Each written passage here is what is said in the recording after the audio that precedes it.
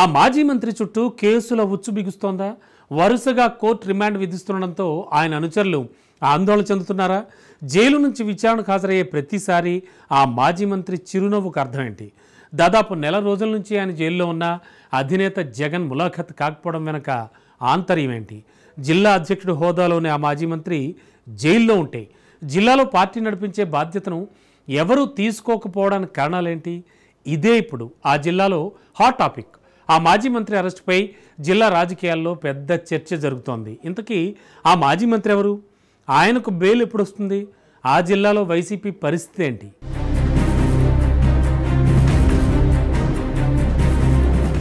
AP మాజీ మంత్రి మెడకు కేసుల ఉచ్చు.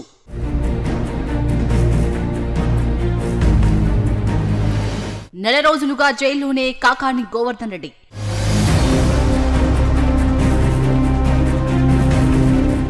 ఆందోళనలో నెల్లూరు జిల్లా వైసీపీ క్యాడర్.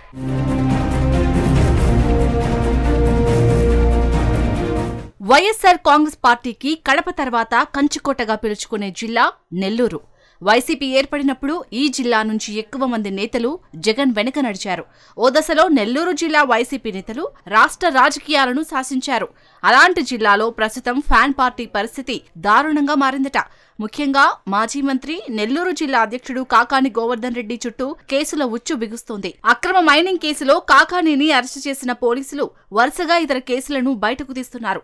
ఇప్పటికే 4 కేసుల్లో కాకానికి కోర్టు రిమాండ్ విధించింది. తరచుగా ఒక్కో కేసులో కోర్టు రిమాండ్ విధిస్తూ వస్తుంది. దీంతో కాకాని అనుచరులు ఆందోళనకు గురవుతున్నారు.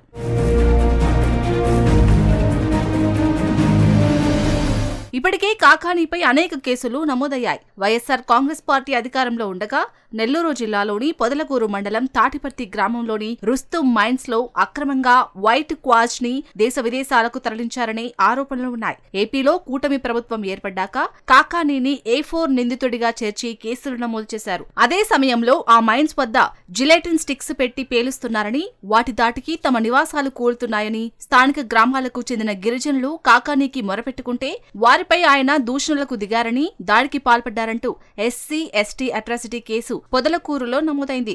ఈ 2 కేసులపై కాకానీకి వరుస నోటీసులు ఇచ్చిన పోలీసులు ఆయన స్పందించకపోవడంతో లుకౌట్ నోటీసులు, అరెస్టు వారెంట్లు జారీ చేశారు.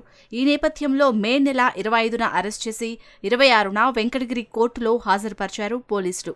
దీంతో ఆ కేసుల్లో కాకాని గోవర్ధన్ రెడ్డికి 14 రోజుల పాటు రిమాండ్ విధించింది న్యాయస్థానం. ఇక అక్కడి నుంచి కాకానిపై వరుస కేసులు నమోదవుతూనే ఉన్నాయి.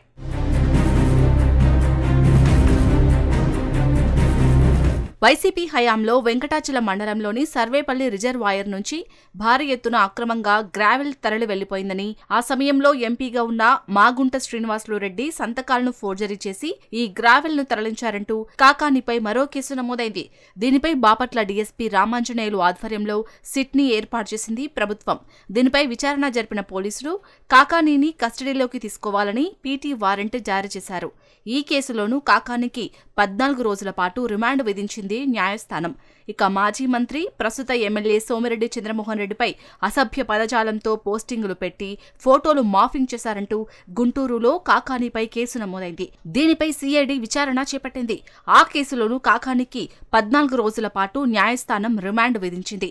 ఇక కృష్ణపట్నం పోర్టుకు వెళ్లే మార్గంలో అక్రమంగా టోల్గేట్ ఏర్పాటు చేసి లారీల నుంచి నగదు వసూలు చేస్తున్నారంటూ ముత్తుకూరు పిఎస్లో మరో కేసు నమోదైంది. దీంట్లోనూ విచారణ చేపట్టి మరో 14 రోజులు కాకానికి రిమాండ్ విధించారు జిల్లా మెజిస్ట్రేట్. ఇవి కాక వెంకటాచలం మండలంలోని కనుపూరు చెరువు నుంచి అక్రమంగా గ్రావెల్ తరలించారనే కేసు కొనసాగుతుంది. ఇలా వరుస కేసులు కాకానిని చుట్టుముట్టాయి. 4 కేసుల్లో ప్రస్తుతం ఆయన నెల్లూరు సెంట్రల్ జైల్లో రిమాండ్లో ఉన్నారు.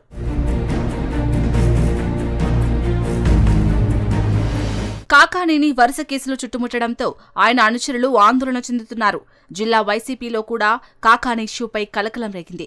జిల్లా వైసీపీ అధ్యక్షుడిగా ఉన్న కాకాని గోవర్ధన్ రెడ్డి జైలుకు వెళ్లిన తర్వాత పార్టీని పట్టించుకునే నాయకత్వం కరువైంది. కాకానిపై కేసులు నమోదైన మొదట్లో హడావిడి చేసిన జిల్లా నేతలు ఆ తర్వాత మొహం చాటేశారు.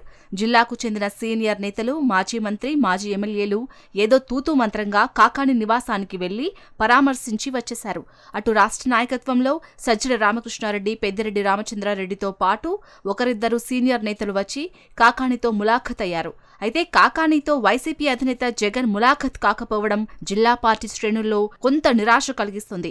ముఖ్యంగా కాకానీ అనుచరులు ఈ విషయంలో కొంత ఆందోళన చెందుతున్నారట.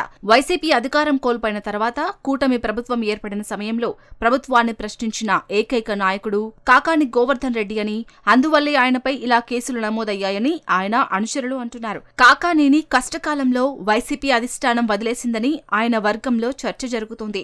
అటు జిల్లాలో వైసీపీకి బలమైన క్యాడర్ ఉంది. ఈ క్యాడర్ ని నడిపించేందుకు జిల్లాలో ఒక్క సీనియర్ నేత కూడా ముందుకు రావడం లేదట. తొలి నుంచి నెల్లూరు జిల్లాలో కాకానీ గోవర్ధన్ రెడ్డికి మంచి పేరు ఉంది. అందరు నేతలని కలుపుకు వెళ్లడం, ప్రతి ఒక్కరిని ఆప్యాయంగా పలకరించడం ఇవన్నీ కాకానీకి ప్లస్ పాయింట్స్ గా నిలిచేవి. అయితే ఆయన జైలుకెళ్లాక జిల్లాకు చెందిన నేతలు కాకానీ వర్గాన్ని పట్టించుకోవడం లేదని పార్టీ శ్రేణుల్లో ఆవేదన వ్యక్తమవుతోంది.